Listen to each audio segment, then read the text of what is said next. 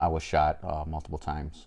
I got shot twice in the chest. My interior officer tried to sexual assault me, and when I turned him in, everybody turned on me.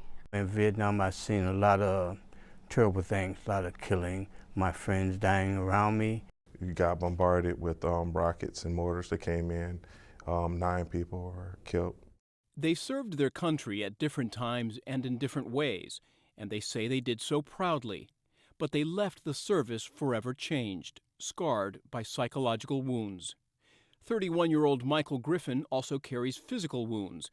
As a soldier deployed to Iraq, Griffin was shot at close range by an insurgent in November of 2004.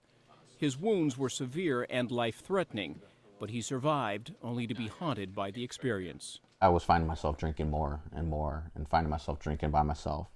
I was having nightmares, couldn't sleep, was getting no sleep. I was having a lot of visions of the guy who shot me and the guy who I shot. I was seeing him in various parts of the night. My anger was definitely getting out of control, and that was the biggest trigger for my wife, was how I had to go from sitting on the couch to yelling for really no reason. Like many soldiers who've experienced the horrors of war, Michael Griffin came home with post-traumatic stress disorder, or PTSD.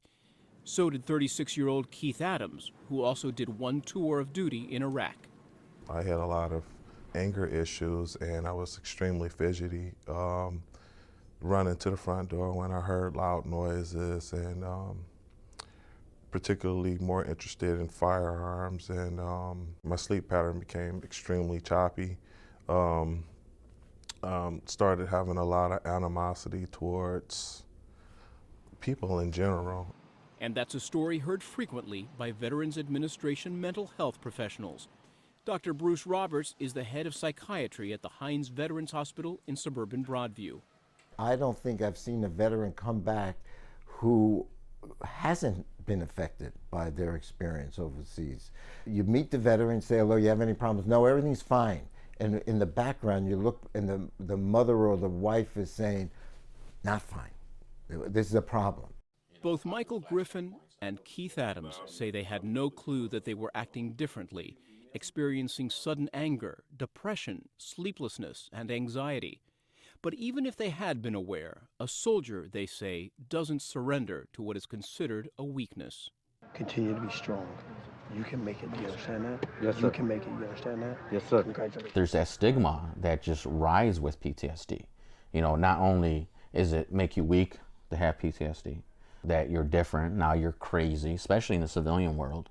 For Keith Adams, it took increasing tensions at home before he got help. My spouse approached me probably about a month and a half after I'd come out of theater. She'd been involved in the family readiness program or whatever while I was gone, and they'd given her pamphlets and things of that nature. And so she had a little bit of knowledge or whatever. And you know, her first thing she said is, well, they said you was going to do this and you was going to act like that. I think that maybe you should go and try to find a VA that you can go to. In recent years, VA facilities have ramped up psychological services for military personnel. Even some veterans organizations are reaching out to vets in a variety of ways, including videos such as this one. It's a very intense physiological event, but in fact, you can't control what your body and brain does during a really traumatic or stressful event. Morning. Dr. Anthony Peterson is a psychologist at the James A. Lovell Federal Health Care Center in North Chicago.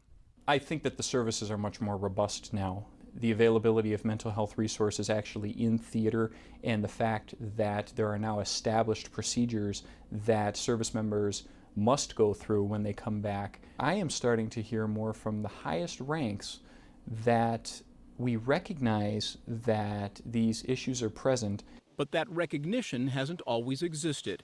Just ask 58-year-old Vietnam vet Walter Newman, who was sent to the front lines in 1971.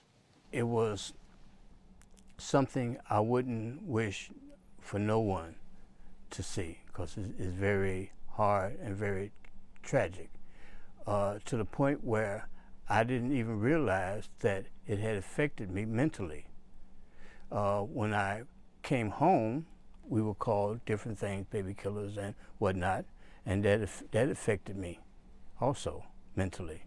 Newman says his mental illness went undiagnosed and untreated for years. He couldn't hold a job, eventually became homeless, and even attempted suicide. But if the VA system was supposed to help, it didn't. During the time that I was seeking help through the VA, it was a representative of the VA that told me this: we have nothing for you. You would have been better off dying in Vietnam. The PTSD Deborah Jones developed came from an attempted sexual assault she experienced while stationed at the Edwards Air Force Base in the early 80s.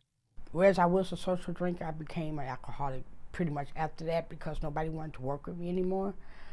So I kind of like was ostracized, as you speak, and from there I got in a lot of trouble from my drinking. She tried getting help from the VA. No one really talked to me. There was really no one-on-one real therapy. It was like everybody was treated the same. There was nothing different from you, me, or the next person, and they just gave us medicine and thought that was it. Retired U.S. Army Lieutenant Colonel Jack Amberg is now the director for veterans programs at the Robert R. McCormick Foundation. Is the government doing the best they can do? Yes. Is it enough? No. Last year, the McCormick Foundation, along with a group of equity investors, formed Operation Healing Freedom, a national fundraising effort that so far has awarded nearly $1.5 million to 16 organizations serving wounded veterans. The wounds of this war are different than any war in the past. And so the federal government, in adjusting to take care of those, doesn't really move that fast. More importantly, if you're not going to step up and come register, how do we get you the service? Therein lies the needs in the not-for-profit community. One of those not-for-profits is Chicago-based Thresholds, which helps people with mental illnesses. The VA is really good at a whole range of things related to clinical services, medical services, that sort of thing. We're really good at doing the outreach and the connection with people who are out on the street, helping to engage them and get them connected to services. It was through Thresholds that Walter Newman, 40 years after his service in Vietnam, was finally able to get the help he needed, find housing, and a job helping other veterans. Deborah Jones, meanwhile, found the help she needed through Metropolitan Family Services, which has locations throughout the Chicago area. The agency started its own veterans outreach program last summer. What we've read about veterans and individuals with mental illness is there is a stigma and a reluctance sometimes to receive help. They might just feel more comfortable coming to a community agency. So that was really the genesis of it. The VA points out that once military personnel return to civilian life, there's little they can do to get them help if they don't ask for it.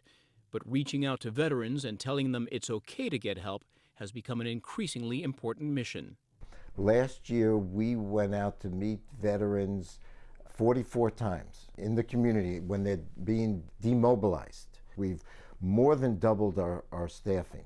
The intensity of treatment has dramatically increased. The programs have increased. We didn't have a suicide prevention program, and we've been able to keep up with the demand. But the demand is likely to increase, especially if the message of those who have asked for help is heeded. Some of my social workers, my doctors, are just extremely knowledgeable, and the other patients that are here, the other veterans, just make you feel more comfortable, that you're back around your brothers. So that's been helpful. But Michael Griffin admits that the help he's getting will likely be needed for the rest of his life. For Chicago Tonight, I'm Eddie Arruza.